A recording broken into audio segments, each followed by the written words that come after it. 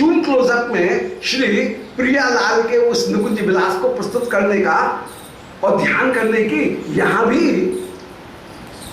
प्रवृत्ति रही, और ये वो भी परम उपास्य होकर के रहा है।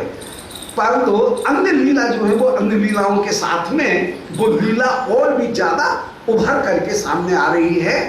अन्यथा केवल निकुंज विलास ही होगा तो सारा ब्रज का जो वैभव है वो वैभव कहीं सेवा के उपयोगी नहीं रहेगा, उसका उपयोग नहीं हो पाएगा पूरे वैभव का।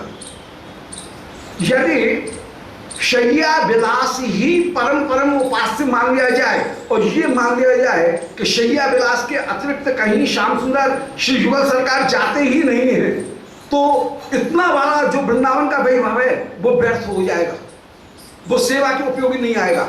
इसलिए जहां नित्य विहार उपासना करने वाले हैं, उपासना की बात कही गई, जहां निकुंज उपासना की बात कही गई, मिलोनी रहित उपासना की बात कही गई, उस मिलोनी रहित उपासना की बात में भी कहीं भाव में नित्य विलास रखा गया और वृंदावन विहार का त्याग नहीं किया गया। अर्थात श्री श्याम सुंदर स्नान भोजन कर रहे हैं, उस समय श्री प्रिया जी के साथ में जो विलास उसका स्मरण करते हुए विराजमान है, इसलिए वृंदावन वैभव व्यर्थ नहीं होता है, उसका भी उपयोग किया जा रहा है और ध्यान जो है वो नित्य विलास पर है। तो तिन्हें न दूजो भाव, एक सेज के सुख बिना, सेज के सुख के बिना कोई दूसरा भाव है ही नहीं।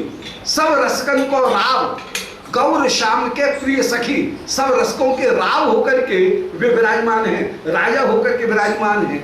तो ये जो भाव निरूपण किया गया वो ये भाव भी अपूर्ण रूप से रस का पोषण करने वाला होकर के विराजमान। तो भाव में नित्य विलास विराजमान है, पर स्वरूप में केवल नित्य विलास के अतिरिक्त, शैया विलास के अतिरिक्त कोई स्वरूप की ध्यान ही नहीं किया जाएगा।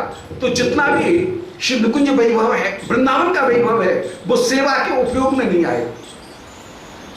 इसलिए निकुंज वृंदावन के वैभव का भी उपयोग करना है, केवल वृंदावन के वैभव का ही उपयोग नहीं करना है, बल्कि श्री ब्रज के वैभव का भी उपयोग करते हुए विराजमान और ब्रज के अन्य अन्य भावों का भी श्री श्याम सुंदर आस्वादन करते हुए विराजमान, उनके द्वारा भी श्याम सुंदर की सेवा की जा रही है। और उस भाव संपत्ति के साथ फिर मुख्य रूप से जो श्रृंगार रस, जो निकुंज विलास, उस निकुंज विलास का जब पोषण किया जा रहा है तो वो निकुंज विलास अधिक उभर करके सामने आएगा।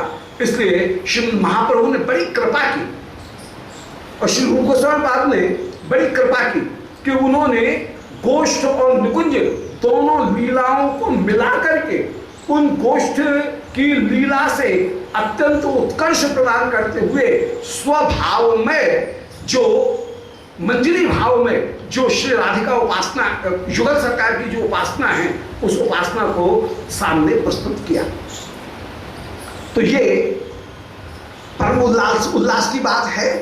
और जैसी गौड़ियों की उपासना पद्धति रही, उसी तरह से बल्लभकुल में भी, पुष्ट मार्ग में भी श्री गोष्ठ और निकुंज दोनों की मिलित उपासना पद्धति रही।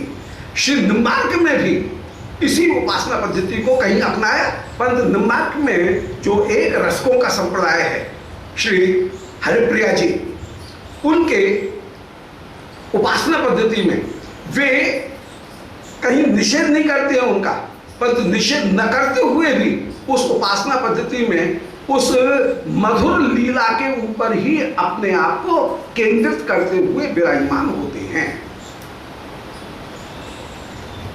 बाबा प्रियाशरण दास जी महाराज, उनके हृदय में बड़ा भारी संदेह था कि कुंज विहारी और नंदनंदन दो अलग अलग हैं कि एक है। एक दिन विचरण कर रहे थे, उसी समय कहीं साकरी खोर में उनको किसी वृक्ष से आवाज आई कि नहीं, दोनों एक हैं। बाबा से भी पूछा, पंडित बाबा से भी, तो फिर ये बात सिद्ध हुई, नहीं दोनों एक है। ध्यान करने में हम कहाँ पर अपने आप को जूम कर रहे हैं वो बात अलग है, पर दो अलग अलग नहीं है, दोनों एक होकर के विराजमान। दोनों लीलाएं भी अलग अलग नहीं है, एकदम उच्छिन्न नहीं है। गोष्ठी लीला और निकुंज लीला एकदम उच्छिन्न हो सो बात नहीं है, अलग अलग हो सो बात भी नहीं है। कहीं जूम करते हुए, कहीं उसको एक जगह केंद्रित होते हुए श्री निकुंज लीला विराजमान है। इसलिए दो विरुद्ध लीला नहीं है, और इनको कहीं इस तरह से प्रस्तुत करने का यदि प्रयत्न किया जाए कि नहीं वो लीला सब बाह्य है, ये लीला अंतरंग है, ऐसा कहना भी बहुत ज्यादा उचित नहीं। उसके तत्व को न समझ करके फिर कहीं अपनी उपासना पद्धति को अतिशय आदर देने के लिए और अति उल्लास में ऐसे बात कह दी जाती है कि ये, परंतु तत्वतः दोनों जो उपासना पद्धति है दो अलग अलग नहीं है, दोनों एक होकर के विराजमान, उनमें अंतर विरोध नहीं है, अंतर विरोध उनमें कहीं नहीं।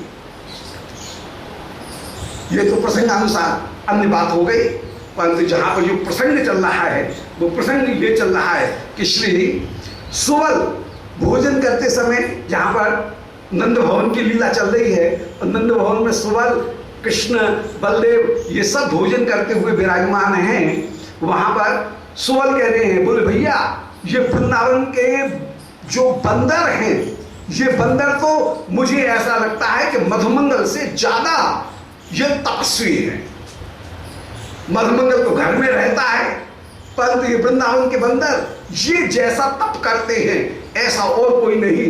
और वृंदावन के बंदर जैसे रस के वक्ता होकर के विराजमान, ये वाग व्यय श्रमी, वाग व्यय का श्रम करने वाले, वाणी का उपयोग करने वाले जैसे हैं, वैसे कोई दूसरे नहीं है। ये तपस्वी भी हैं और वाग व्यय श्रवण, वाग व्यय का प्रयोग करने वाले हैं, लीला के अनुसार उपदेश प्रदान करने वाले होकर ये विराजमान है। तो शीतोष्ण तो वाग विषय श्रमणोत्रापि जनुषी एते तपस्विना, ये वाग व्यय श्रम करते हुए माने लीला का चिंतन करते हुए और लीला के अनुसार लीला को आगे बढ़ाते हुए, लीला को गति देते हुए ये बंदर भी विराजमान है। मध्याह्न लीला में भी यही करते हैं और प्रातःकालीन लीला में। प्रातःकालीन लीला में तो जो काखटी बदरियां हैं वे लीला को दूर करवाती हैं। मध्याह्न लीला में श्री प्रियालाल जिस समय शयन कर रहे हैं उस समय शुक सारिका ये श्री निकुंज मंदिर के श्री राधा कुंड की कुंज के आगे विराजमान होकर के मिथ्या कलह करते हुए श्री सारिका जी कह रही हैं कि मेरी राधारानी ज्यादा श्रेष्ठ है। शुक कह रहे हैं अरे सारिका चुप रहे, हमारे कृष्ण ज्यादा श्रेष्ठ है। और ऐसे मिथ्या कलह करते हुए शुक सारिका श्री प्रियालाल को मध्याह्न में जगाती। मध्याह्न में भी तो प्रियालाल शयन कर रहे हैं श्री राधा कुंड की कुंज में, तो वहां पर ये पक्षी प्रियालाल को भी जगाते हुए विराजमान। तो ये पक्षी सामान्य कोई तिर्यक जीव हो सो बात नहीं है, बल्कि ये सबके सब सखी होकर के ही विराजमान। सखी बिना ही रस पुष्टि नहीं हो, सखी बिना रस की पुष्टि नहीं है। और ये कखटी बदरिया, ये सारिका सुधी नाम करके सारिका, विचक्षण नाम करके शुक, ये सब के सब कहीं लीला को बढ़ाते हुए सेवा करते हुए ही विराजमान होते हैं। तो ये भी मधुमंगल उसी को संकेत करते हुए सुबल कह रहे हैं कि ये भैया ये तोता मैना, ये वृंदावन के पक्षी ये मुख्य रूप से तपस्वी हैं और वाग व्यय श्रमण ये अपनी वाणी का सदुपयोग करते हुए, लीला में उपयोग, सेवा करते हुए अत्रापि जनुषी, इस जन्म में भी, त्रियक जन्म में दिख रहा है कि पक्षी का जन्म है, बदरिया का जन्म है, परंतु वहां पर एते तपस्विना, ये तप करते हुए, वाग व्यय श्रम करते हुए ही विराजमान है। तो अत्रापि जनुषी, इस पक्षी योनि में भी, इस पशु योनि में भी ये कहीं भजन करते हुए ही विराजमान है, सेवा करते हुए ही विराजमान है। शीतोष्ण बात सहना, पत्र पुष्प फलाशना। देखो ये वृंदावन के बंदर जाड़े गर्मी वायु इन सबको सहन करते हैं, पत्र पुष्प फल इनको भोजन करके रहते हैं। जात स्मरा कथम न स्यु, ये जात स्मर क्यों नहीं होंगे? जैसे मधुमंगल कह रहा है कि मुझे पूर्व जन्म की सारी यादें हैं, अपनी नहीं बल्कि इन भाजी शाक भात इनकी भी पूर्व जन्म की सारी याद है, और ये तप करके ही तप के परिणाम रूप में आज मेरी भोग्य सामग्री बन करके इन्होंने जन्म लिया है। तो जात स्मरा कथम न स्यु को अमीशाम वेत्ति विज्ञताम, बोले इनकी विज्ञता को कौन जानता है? ये छपाए हुए हैं परंतु ये भी जात स्मर होकर के विराजमान है। इसलिए मधुमंगल को खीर परोसने की जरूरत नहीं है, इन बंदरों को भी खीर परोसने की जरूरत है। इनकी जो विज्ञता है उस विज्ञता को कौन जानता है? अर्थात इनकी विज्ञता ये प्रकट नहीं कर रही है, ये मधुमंगल ज्यादा चबड़ चबड़ करके अपनी पंडिताई दिखा रहा है। ये मधुमंगल तो अपनी पंडिताई दिखा रहा है, इसलिए इसकी पूजा हो रही है।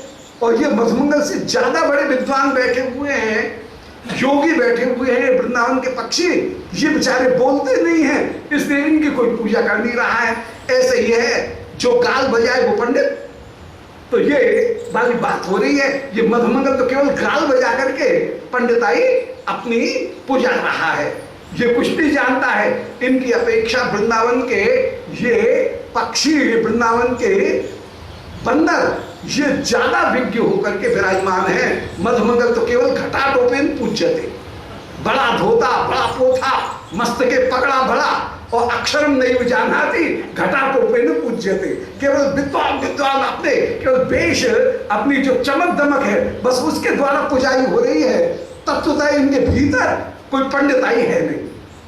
तो मधुमंगल की अपेक्षा इन वृंदावन के बंदरों में ज्यादा पंडिताई है, इनकी पूजा करनी चाहिए। जो विद्वान हैं वे विद्वान की कीमत को जानेंगे। ऐसे जिस समय कहा कृष्ण प्राह सखे विप्रा ब्रह्मोपासन तत्परा, कीशा कुक्षुम्भरा एषा द्वेषा महदंतरम।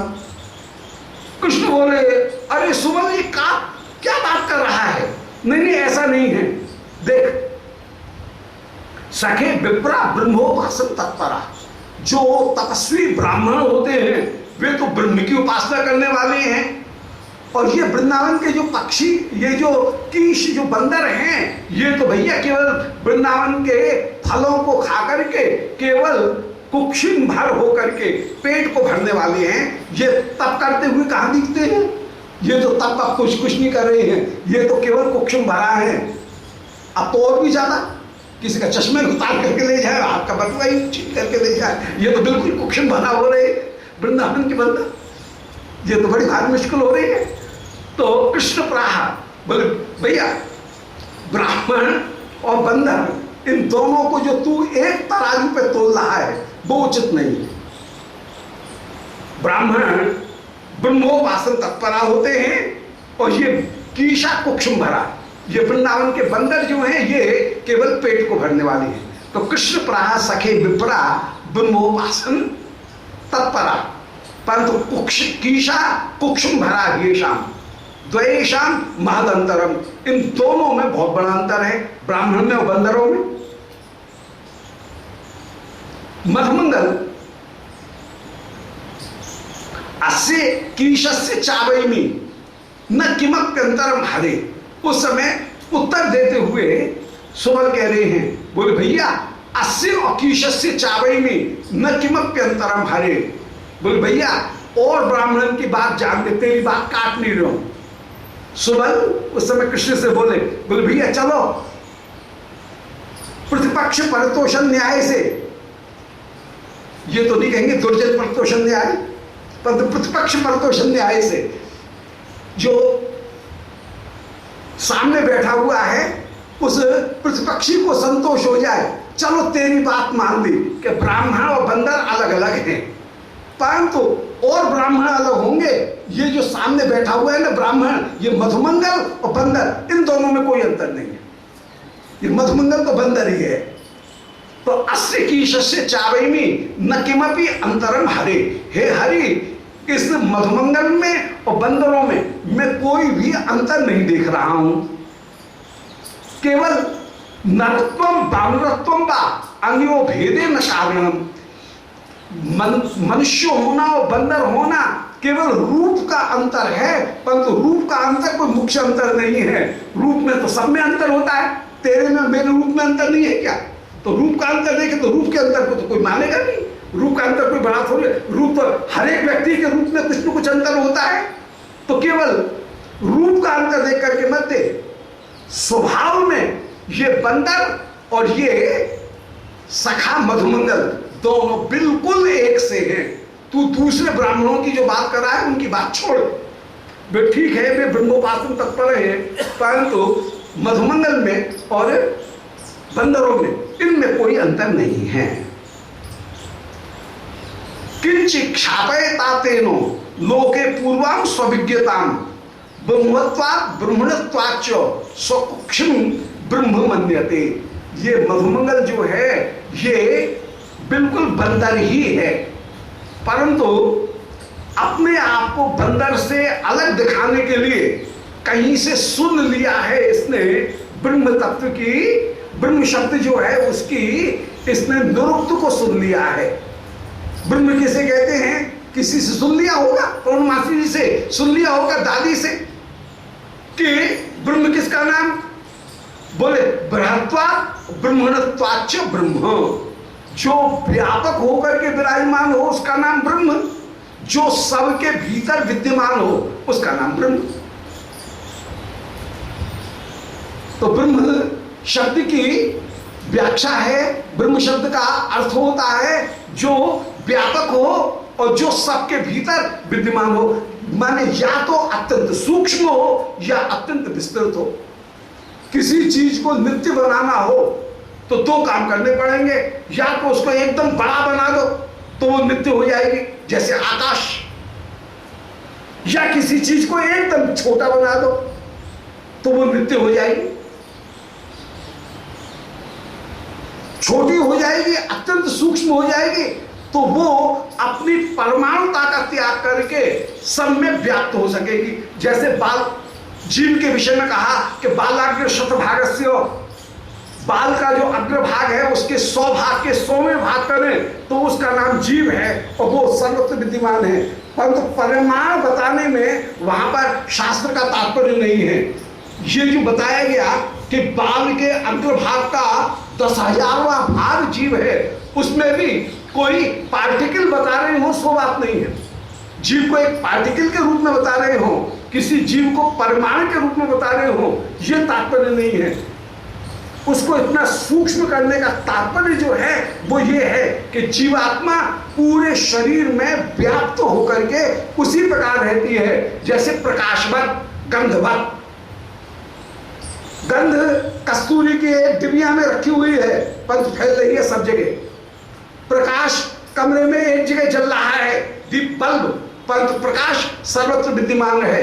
इसी प्रकार जीवात्मा रहती तो है चित्त में, विशुद्ध सत्व में, परंतु वह अपने प्रकाश से नख नख को प्रकाशित करती है। यदि पैर में भी कांटा गड़ता है तो जीवात्मा उसको प्रकाशित करती है।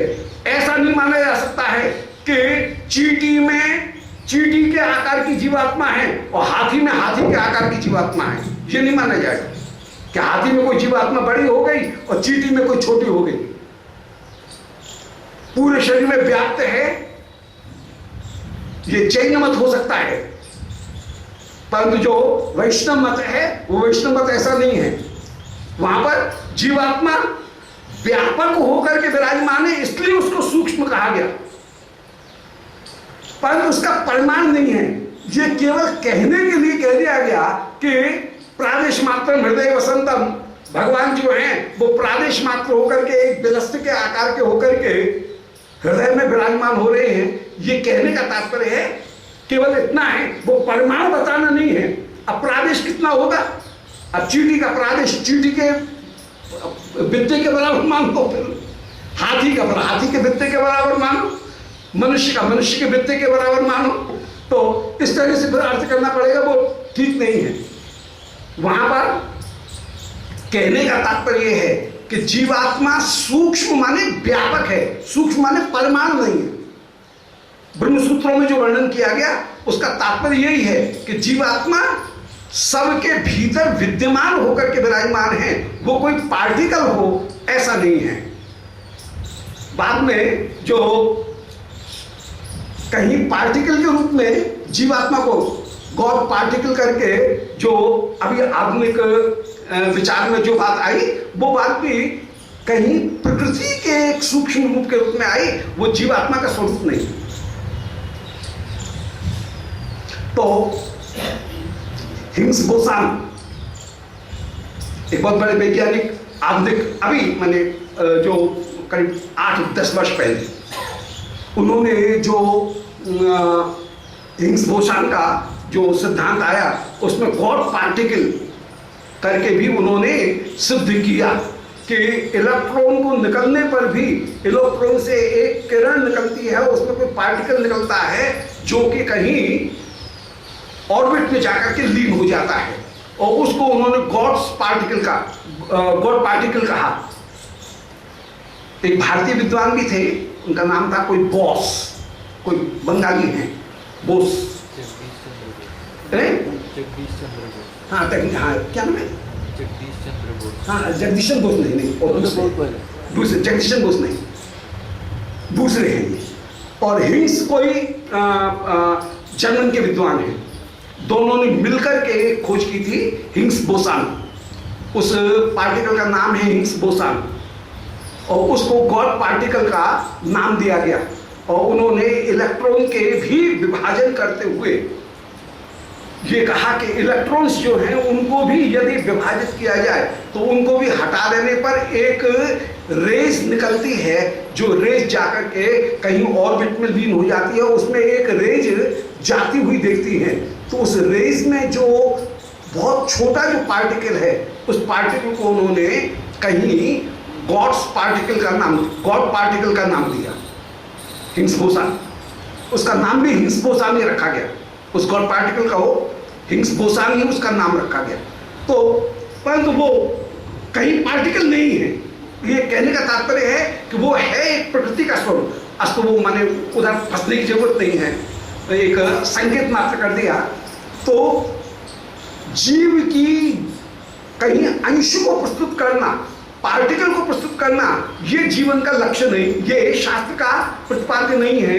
सूक्ष्मता बताने का तात्पर्य है कि वह सब में व्याप्त होकर के, व्यापकता का जो गुण है वो ब्रह्म में और जीव में विद्यमान है। जीव इस सारे शरीर में व्याप्त होकर के विराजमान है, और मुख्य रूप से चित्त में भी वह विराजमान है। इसी प्रकार ईश्वर अपने वैकुंठ धाम में भी विराजमान है, और कण कण में भी व्याप्त होकर के वो विराजमान है। तो ये मधुमंगल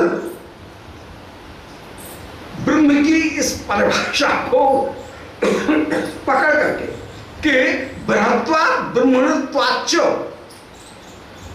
ब्रह्म बृहत है और ब्रह्मांड माने सब में विद्यमान है, ये विचार करके इस मधुमंगल ने क्या किया है, बोले अपने पेट को ही ब्रह्म मान लिया है, और ये कह रहा है मेरे पेट में ही सारा भोजन समा रहा है, इसलिए ये स्वकुक्षम ब्रह्म मान्यते। ये तो पेटू मधुमंगल अपनी कुक्षी को ही, अपने पेट को ही ब्रह्म मानता है, और जितना भी भोजन रखा गया है इस सब को अपने पेट में समा लेना चाहता है, ये ऐसा मान करके बैठा है। सो भैया ये तो केवल है, तो ये मूलतः बंधन, परंतु ये अपने आप को बनता ये है, दिखा ये रहा है कि मैं बहुत बड़ा वाग व्यय श्रमकारी हूं, माने शास्त्र का वेत्ता और शास्त्र के तत्व की व्याख्या करने वाला होकर के विराजमान हूं। है कुछ नहीं है, ये तो बंधन है। ऐसा सुबल ने कहा कि किंच व्याख्यायता तेनो लोगे अपूर्वाम स्व विज्ञताम इस मधुमंगल ने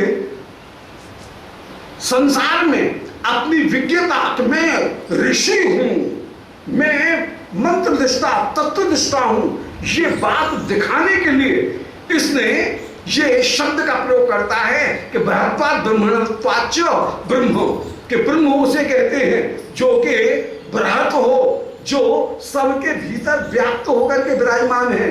परंतु इसका ब्रह्म बताऊं कौन सा है? इसका ब्रह्म तो इसका पेट है। ये पेट के भीतर ही सब कुछ रख लेना चाहता है। तो भैया ये तो पेटू पेटू है। वृंदावन के इससे ज्यादा तपस्वी यदि कोई है तो वृंदावन के बंदर है। उन बंदरों की समाराधना करनी चाहिए। ये मधुमंगल की क्या समाराधना कर रहे हो?